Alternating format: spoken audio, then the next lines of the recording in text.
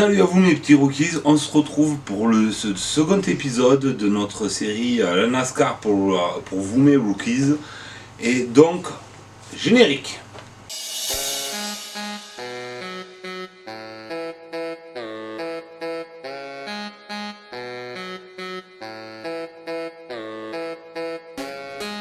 La question qui est... Les voitures tournent toujours dans le même sens? Et quels sont les différents circuits de NASCAR? Très bonne question. Donc en fait, cela dépend si les voitures tournent dans le même sens ou pas. Les voitures tournent toujours dans un sens très particulier, de façon à ce que quand elles rentrent au stand, le pilote, puisque le pilote est du même côté que nous en France et dans la plupart des pays d'Europe, elle n'est pas côté anglophone, on est à gauche, ils sont à gauche dans la voiture, pour qu'ils se retrouvent à l'intérieur de la ligne des stands, au plus proche du muret. Vous comprenez? J'espère que j'ai été assez clair pour vous.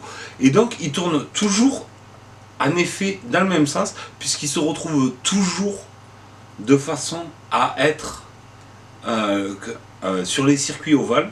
Attention, je parle bien sur les ovales, qu'on soit d'accord. Sur les différents types d'ovales qu'il y a, que je vais vous détailler juste après. Mais sur les ovales, ils sont toujours à l'intérieur de la piste. Donc oui, ils tournent toujours dans le sens inverse des aiguilles de montre. Après, par contre, sur la règle que je vous ai expliqué, que le pilote est principalement et quasiment tout le temps sur ovale à l'intérieur, pour être à l'intérieur du virage, n'est pas valable pour les routiers. Parce que pour les routiers, si on prend la dernière course qu'il y a eu sur routier, c'est-à-dire la première de la saison, qui était Sonoma. Comme ça, je commence à vous détailler certains circuits, dont je vais vous parler juste après. Sonoma, par exemple, c'est une course routière en Californie, et la ligne des stands est extérieure à la ligne d'arrivée. Donc là, ce que je vous ai expliqué fonctionne très bien. Par contre, si on prend Watkins Glen, ancien circuit de Formule 1 qui a accueilli la Formule 1 pendant des années aux États-Unis, Watkins Glen, elle, par contre, elle a une ligne de stand qui est intérieure au circuit.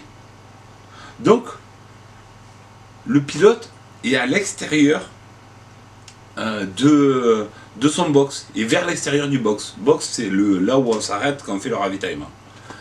Tandis que sur le troisième circuit routier qui existe depuis l'année dernière, qui est le Roval de Charlotte, en fait c'est le circuit ovale de Charlotte où se passent les fameux Coca-Cola 600, qui est à moitié ovale, moitié routier, puisqu'ils prennent une partie de ce qu'on appelle l'infield, c'est-à-dire le circuit routier qui se passe à l'intérieur.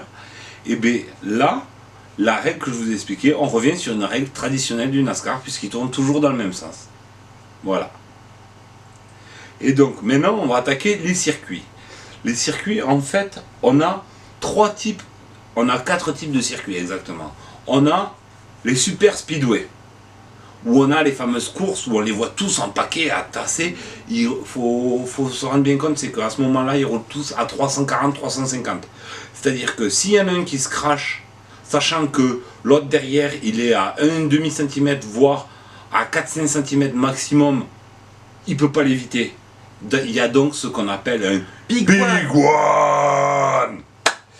Ces fameux gros crashs spectaculaires où on voit 20, 30 voitures pour les plus... Vraiment pour les plus gros, c'est 30 voitures. Hein. On voit ces gros crashs.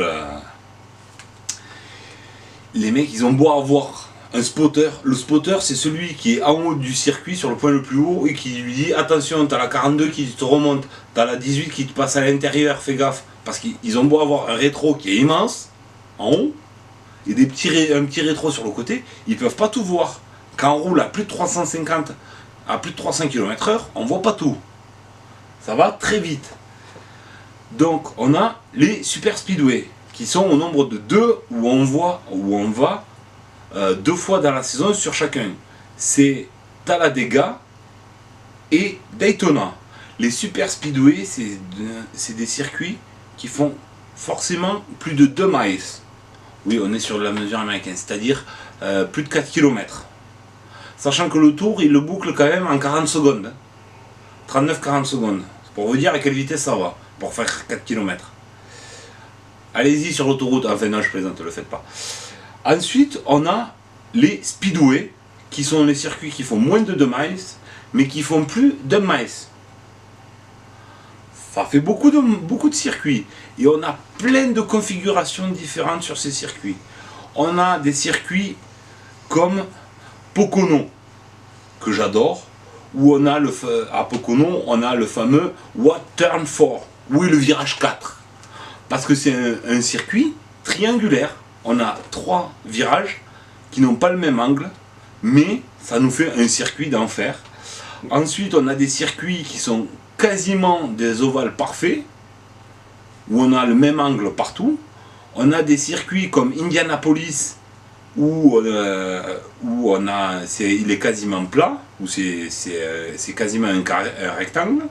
On en a d'autres qui sont en forme de D, où on a un virage dans la ligne de départ.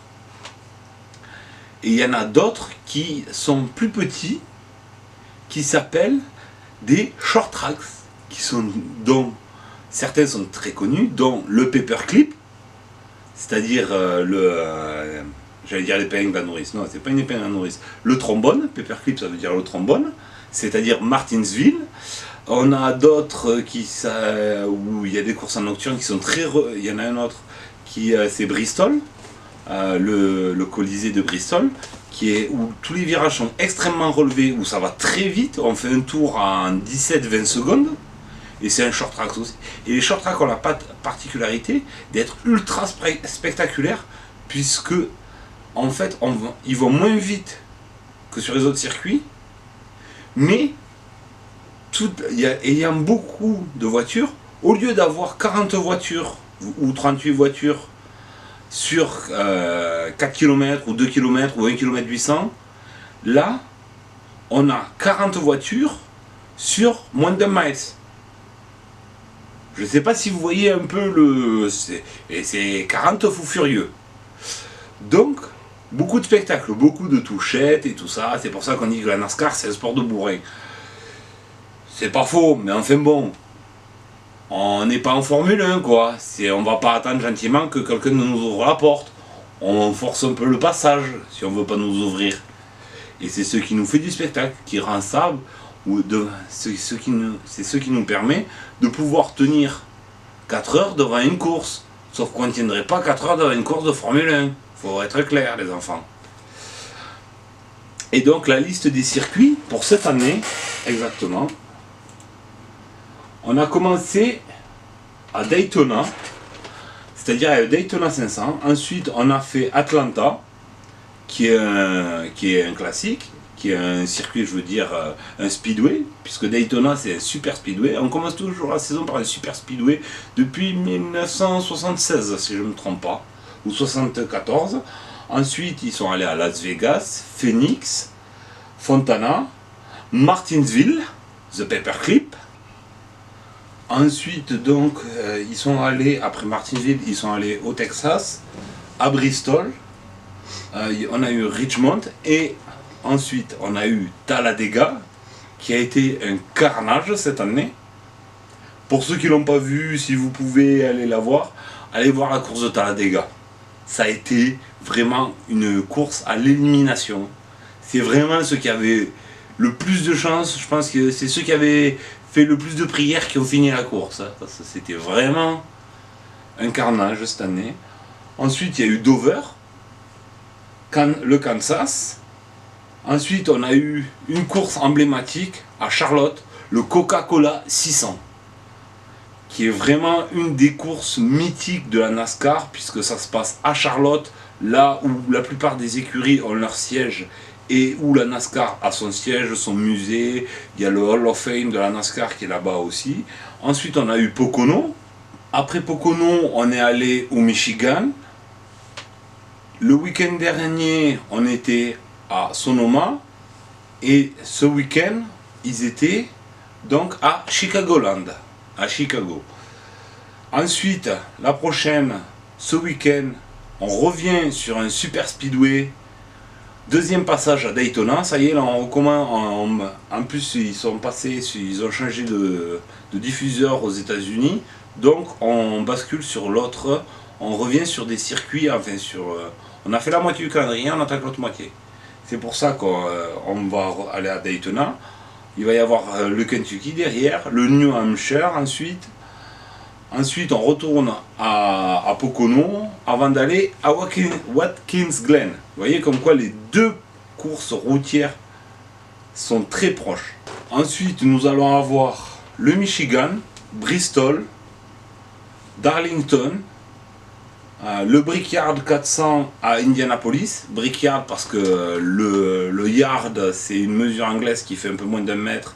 Le yard de briques, puisqu'il y est toujours. Quand on regarde à Indianapolis, au niveau de la ligne, il y a un yard, c'est-à-dire une mesure anglaise en briques. Ensuite, Las Vegas, Richmond, Charlotte avec le Roval, Dover, Talladega, le Kansas, on sera déjà dans les playoffs.